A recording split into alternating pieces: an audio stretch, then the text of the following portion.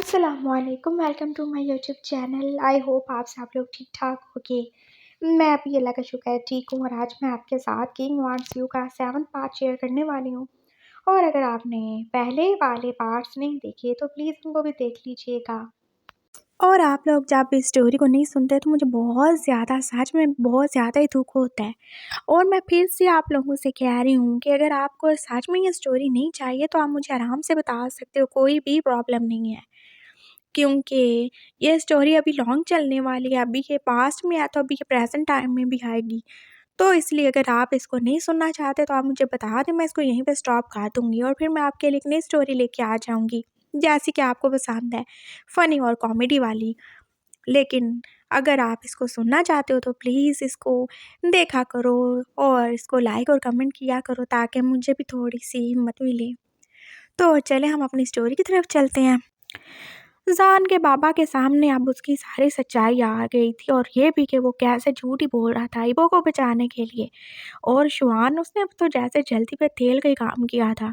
उसने बाबा को बोला, बाबा देखा, मैंने बोला था ना कि वो बिल्कुल भी अच्छा नहीं है, वो इसके साथ सिंसियर नहीं है, वो इसे नुकसान पहुंचाना चाहते हैं। और आपने देखा कैसे वो इसको मारने वाला था, इसका खून पीने वाला था। अगर मैं और आप वहाँ पे नहीं होते तो क्या ही हो जाता।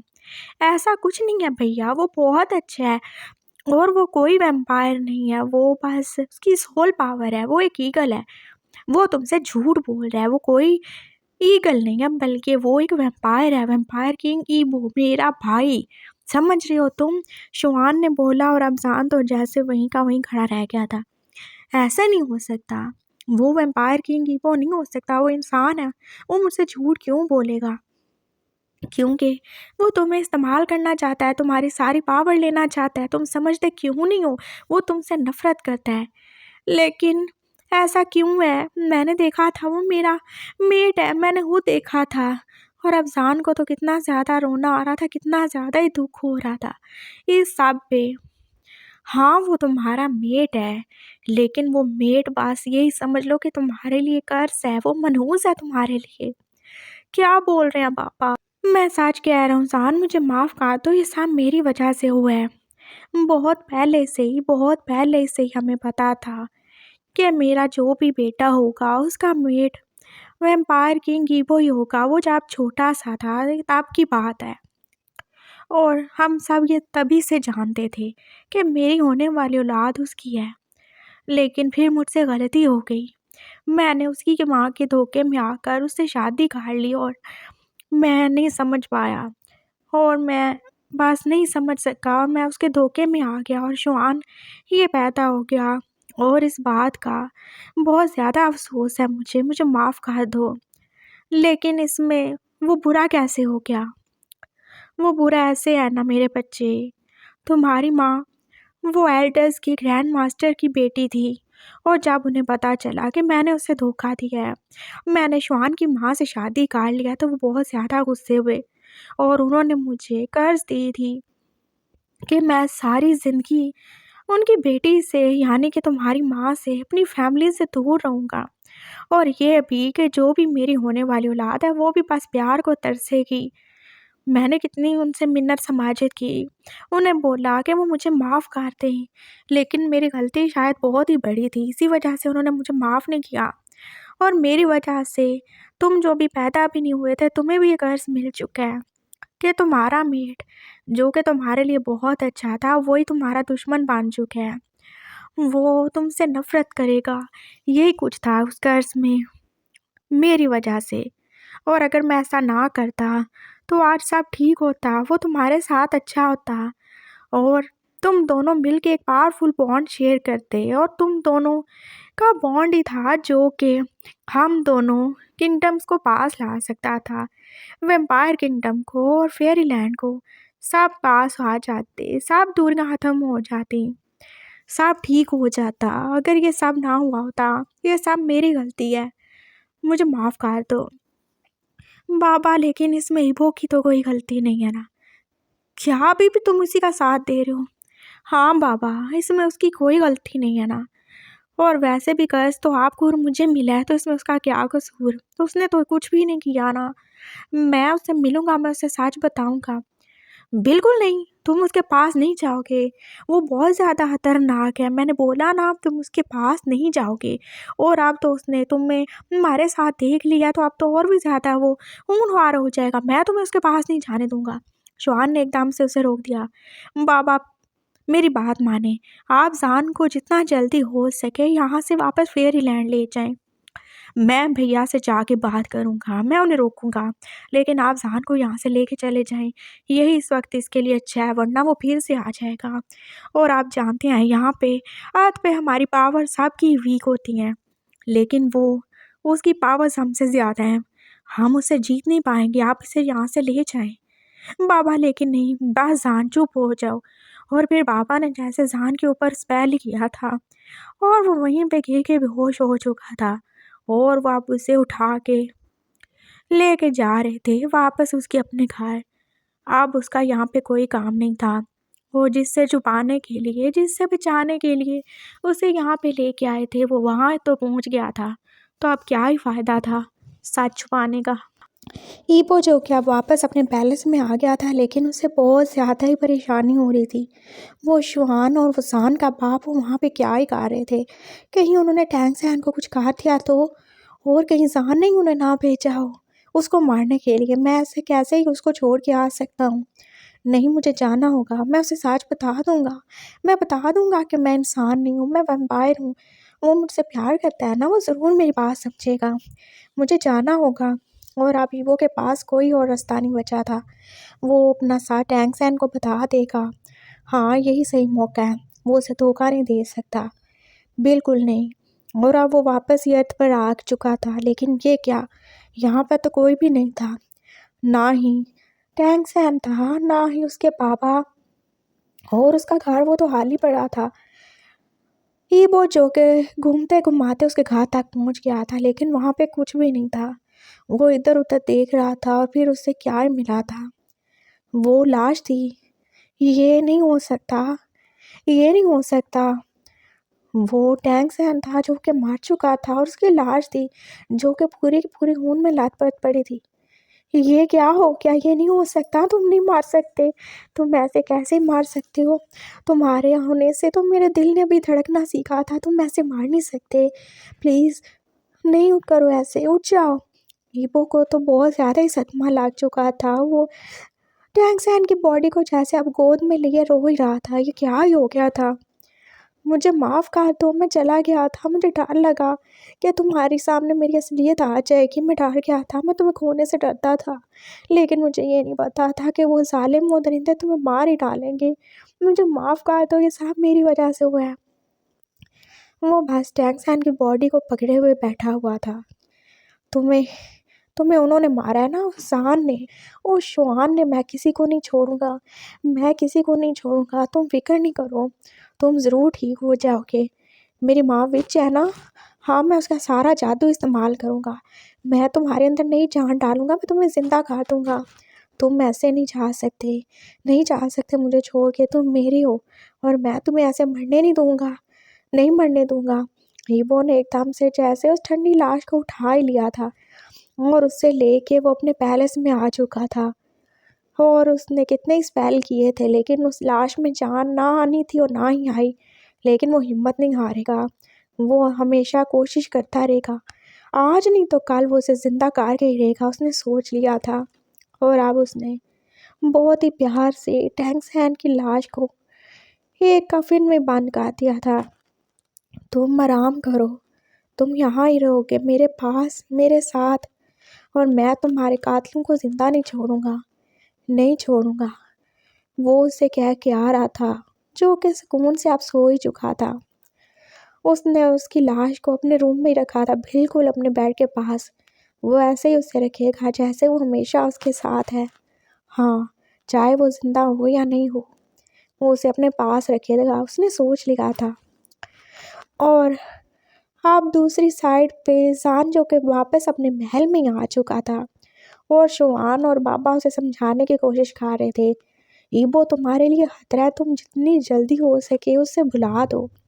बाबा नहीं, ऐसा नहीं हो सकता, वो मुझसे प्यार करता है, और वैसे भी आपने बोला कि सब एक कर्ज की वजह से है, तो इसमें उसका कोई कसूर नहीं है, मैं उसे सच बताऊंगा, मैं उसे बताऊँगा कि मैं फेरी प्रिंस हूँ, वो दिखेगा मुझे ज़रूर एक्सेप्ट कर लेगा। सब ठीक हो जाएगा पापा, सब ठीक हो जाएगा। ऐसा कुछ भी नहीं होगा। वो तुम्हें मारना चाहता है, समझ गए तुम? वो तुम्हारी जान लेना चाहता है। शुआन उसे समझा रहा था, नहीं ऐसा कुछ नहीं है। ठीक है, तुम्हें हमारी बात का यकीन नहीं है ना, तो खुद अपनी आँखों से देख लेना। क्या मतलब? अभी समझ आ जाएगा। और फिर शुआन ने क्या किया था, उसने एक स्पेल नहीं बांधा था। और फिर ज़ान ने क्या देखा, उसके जैसा एक हूबहू ज़ान तो उसके सामने खड़ा था। ये क्या है? ज़ान जो कि अब अपनी असली शक्ल में वापस आ चुका था, एक फेरी की शक्ल में। ये तुम्हारी इमेज है, और देखना अभी वो क्या ही करेगा इसके साथ, देख लेना तुम। फिर तुम्हें पता चलेगा कि वो तुमसे प्यार करता है या नफरत। और फिर ज़ान अब साइड पे ही हो चुका था, और वो भी देखना चाहता था कि क्या शुआन ने जो कहा है वो सही है, क्या उसके बाबा जो बोल रहे हैं वो सही है, क्या सच में वो उसे मारना चाहता है, क्या सच में उससे प्यार नहीं करता, बस उससे पावर लेना चाहता है, बस उससे नफरत करता है। वो देखना चाहता था। और थोड़ी देर गुजरी थी कि वैम्पायर किंग की वो बहुत ही ज़्यादा गुस्से में वहाँ पे आ चुका था, और इस वक्त वो अपने असली रूप में नहीं बल्कि एक लायन के रूप में था, और उसके आगे जो भी आया उसने उसे चीर फाड़ डाला। और जान तो ये सब देख के डर ही गया था। ये एकदम से इतना खूंखार शेर कहाँ से आ गया था उनके पैलेस में, और उसने कितने सारे लोगों को मार ही डाला था। और उसकी आंखों से और होंठों से जैसे खून ही टपक रहा था। और फिर वो जैसे अपनी असली हालत में वापस ही आ गया था। है कोई और? बताओ, कोई रह गया तो आओ मेरे सामने, मैं किसी को छोड़ूंगा नहीं, सबको मार डालूंगा। तुम लोगों ने बहुत बुरा किया मेरे साथ, बहुत ज़्यादा ही बुरा, तुम लोग इसी के हकदार। और फिर जान की इमेज उसके सामने आई थी, और इबो ने उसकी तरफ नफरत से देखा। तुम सब तुम्हारा किया धर है। मैं तुमसे बहुत ज़्यादा नफरत करता हूँ। इतनी नफरत कि मैं बता नहीं सकता। इस दुनिया में कोई किसी से इतनी नफरत नहीं करता होगा जितनी मैं तुमसे करता हूँ। तुम बहुत बुरे हो, तुम बहुत बुरे हो, तुम्हें ज़िंदा रहने का कोई हक नहीं है। और फिर उसने एकदम से अपनी तलवार जैसे जान के सीने में मार दी थी, और जान तो जैसे एकदम किसी रेत की दीवार की तरह नीचे ही ढह गया था। और इबो से देखकर अब जैसे पागलों की तरह से ही जा रहा था। ओह, बस इतनी पावर है तुम में, बस एक बार से ही ढेर हो गए तुम। मैं तो तुम्हें इतनी आसानी से नहीं मारूंगा, बिल्कुल नहीं मारूंगा तुम्हें, बहुत ज़्यादा तकलीफ से मारूंगा मैं। और फिर उसने एकदम से जैसे पैदल पे उसके ऊपर तलवार से वार करने शुरू कर दिए थे, और हर तरफ जैसे जहान का ब्लड ही फैल चुका था। लेकिन वो नहीं जानता, वो जिसको मार रहा था वो तो बस जान की इमेज थी, और कुछ भी नहीं। और जान अपने बाबा और शुआन के साथ ये सब छुप के देख रहा था, उसे यकीन नहीं आ रहा था वो उससे इतनी ज़्यादा नफरत करता है, इतनी ज़्यादा ही नफरत करता है। और उसने हमेशा उस पर एतबार ही किया था, और बाबा के बार बार कहने के बावजूद उसने क्या ही बोला था कि वो बहुत अच्छा है, वो इंसान है, और अगर वो वैम्पायर भी है तो उसकी कोई गलती नहीं। लेकिन अब वो उसका असल रूप देखकर जैसे टूट ही चुका था। जान ने कभी किसी के साथ बुरा नहीं किया, हमेशा दूसरों का अच्छा सोचा, और उसका भी हक था ना कि उसके साथ भी अच्छा हो। लेकिन उसके साथ अच्छा नहीं हो रहा था। उसका मेट उसे ही मार रहा था उसकी आंखों के सामने, और जान की तो आंखों से जैसे आंसू गिरे ही जा रहे थे। वो आगे बढ़कर रीबो को बताना चाहता था कि वो जिसे मार रहा है वो मैं नहीं हूँ, मैं यहाँ पे हूँ, मुझे मार डालो। लेकिन उसके बाबा और शुआन ने उसे रोक लिया, और शुआन ने उसे धीरे से कहा, देख लिया तुमने, मैंने बोला था ना वो तुमसे प्यार नहीं करता, तुमसे नफरत करता है। अब पता चल गया, देख रहे हो ना तुम तो कैसे मार रहा है। वो तुम्हारी इमेज है, लेकिन उसकी जगह तुम होते अगर तुम हमारी बात नहीं सुनते तो। और अब इबो का जब अच्छे तरीके से दिल भर चुका था जहान को मारने के बाद, तो वो वैसे ही अब जा रहा था वापस। अब उसे कोई मतलब नहीं है यहाँ से, उसने अपना बदला ले लिया, अपने टैंगसैंग की मौत का बदला ले लिया, जान को मार दिया है। और अब उसे कुछ भी नहीं चाहिए, वो वापस अपने पैलेस जा रहा था। और फिर जान तो जैसे गिर ही गया था, उसे यकीन नहीं आ रहा था कि उसके साथ क्या ही हो गया। अब उसके भी जिंदा रहने का कोई फायदा नहीं था। मेड जो एक दूसरे की खुशी और गम महसूस कर सकते हैं, और वो भी महसूस कर रहा था उसका मेड कितना ज़्यादा टूट चुका है, कितना ज़्यादा दुखी है। चाहे वो यहाँ पे उसे मारने आया था, लेकिन वो उसका दर्द अपने दिल में महसूस कर रहा था। और यही हाल ईवो के आई था, लेकिन उसे तो यही लगा कि ये दर्द इस वजह से है कि उसने अपने टैंक सैन को, अपने प्यार को खो दिया। वो जान मार गया तो अच्छा है, कोई मसला ही नहीं है उसके लिए। बस उसका टैंक सैन वो जिंदा हो जाना चाहिए। हाँ, उसे जिंदा हो जाना चाहिए। वो वापस अपने पैलेस में आ गया था ऐसे होंठ से लथपथ। और फिर ग्रैंड मास्टर ने उससे पूछा, किंग, क्या आपके साथ क्या हुआ? क्या किसी ने आप पे अटैक कर दिया? नहीं, अब कोई मुझ पे अटैक नहीं करेगा, कोई भी नहीं। मैंने उसे मार दिया है। किसे मार दिया आपने? मैंने जान को मार डाला है। ये क्या कह रहे हैं आप ऐसा नहीं कर सकते, वो आपका मेट है। हाँ, मैंने उसे मार डाला है। मैंने सीधा, जानते हो कहाँ? मैंने सीधा उसके दिल पे वार किया, और एकदम जानते हो कितना सारा खून ही निकल पड़ा था। मैंने उसे मार दिया है। ये वो तो जैसे अब पागल ही हो रहा था, और वो रोए जा रहा था और साथ में ऊंची ऊंची आवाज से कह कर भी लगा रहा था, हाँ, मैंने इंसान को मार डाला है। और आप देखना, आप सब लोग देखना, मैं अपनी पावर से इसे जिंदा कर दूंगा। और उसने टैंक सैन की बॉडी की तरफ देखा, यह जिंदा हो जाएगा। और ग्रैंड मास्टर तो अब हैरानी और परेशानी से किंग की तरफ देख रहे थे, जो कि जैसे अपना होश ही खो चुका था। और अब जहान ने सोच लिया था, उसे यहाँ नहीं रहना, उसे जीना ही नहीं है।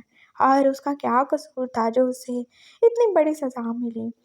उसके दिल ने पहली बार जिससे प्यार किया था वो उससे दूर हो गया था, और उसके बाबा के किए की सजा उसे क्यों मिल रही है? और बाबा ने कौन सा जानबूझ के किया था सब? वो सब उस चुड़ैल शोहन की माँ की वजह से हुआ था। और सजा किसे मिल रही थी? जहान को और इबो को। मैं अब यहाँ नहीं रहूँगा, मैं मर जाना चाहता हूँ, मुझे नहीं रहना। जहान, ये क्या बोल रहे हो तुम? बस मैं जिंदा नहीं रहना चाहता। ऐसी जिंदगी का क्या ही फायदा होगा जो मैं अपने मेट के साथ नहीं हूँ। मैं जिससे प्यार करता हूँ मुझसे नफरत करता है। मेरे जीने का कोई फ़ायदा नहीं है, मुझे ज़िंदा नहीं रहना, मैं मर जाना चाहता हूँ। मैं बहुत पागल हूँ, बहुत बेवकूफ़ हूँ। कोई भी आसानी से मुझे बेवकूफ़ बना लेता है। मैं ऐसे ज़िंदा नहीं रह सकता। क्या बोले जा रहे हो जान? ऐसे मत बोलो। श्वान, जिसका दिल तो जैसे खुशी से उछल ही रहा था, वो ऊपर ऊपर से अब जान को मनाने की कोशिश कर रहा था। नहीं, मुझे जिंदा नहीं रहना, मुझे मर जाना है, मैं मर जाऊंगा, मैं यहाँ नहीं रह सकता। लेकिन तुम क्राउन प्रिंस हो। नहीं हूँ मैं क्राउन प्रिंस। जो प्रिंस खुद के लिए अच्छा और बुरा ना सोच सके, जो प्रिंस अपने लोगों को ना बचा सके, जो प्रिंस खुद धोखा खा जाए, खुद अपने इमोशंस में बह जाए, उसे कोई हक नहीं पहुंचता कि वो किंग बने। सान ने एकदम से जैसे कोई स्पेल किया था और उसके हाथ में खंजर ही आ गया था, और वो अब बस खुद को मारने वाला था। शुआन ने उसे रोका, देखो रुक जाओ, ऐसा मत करो। नहीं, मैं नहीं रुकूंगा। उसने जैसे किसी जादू से उन सब को पत्थर का ही बना दिया था। वो बस देख सकते थे, महसूस कर सकते थे, लेकिन हिलजुल नहीं सकते थे। और फिर जान ने वो खंजर अपने सीने में उतार लिया था। मुझे नहीं जीना, मुझे माफ़ कर देना आप साहब, मैं जा रहा हूँ। और फिर वो गिर ही चुका था, और उसकी आंखें अब बंद ही होने वाली थी, और ये सब देख रहा था कोई, उसकी माँ, वो क्वीन, वो सब देख रही थी। मेरा बेटा, क्या वो ऐसे ही मर जाएगा? वो बस यही देख के सोच रही थी और रो रही थी। और शुआन सोच रहा था, अगर ये मर जाए तो इबो भी अपने आप मर जाएगा। हाँ, इसे मार ही जाना चाहिए, क्योंकि इन दोनों का मेट होना इन दोनों की सबसे बड़ी पावर है। ये दोनों एक साथ जिएंगे, और अगर एक मरा तो दूसरे को भी साथ मरना ही होगा। हाँ, और अगर ये नहीं मरा तो कुछ नहीं, मैं इबो को खुद मार दूंगा।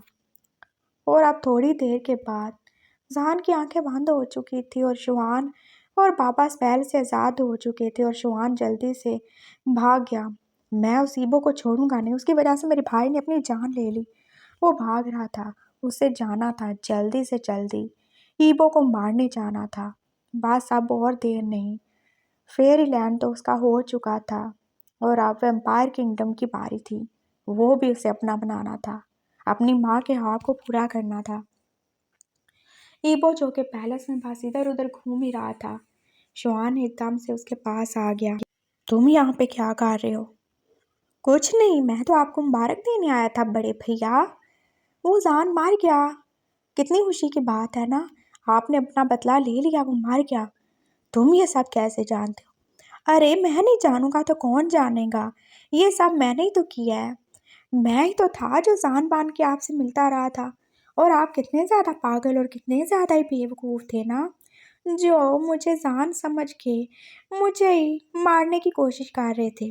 और वो जिसे आप मार के आए हैं, वही आपका जान था, वही आपका टैंक सैन था जिसे आपने मार दिया है।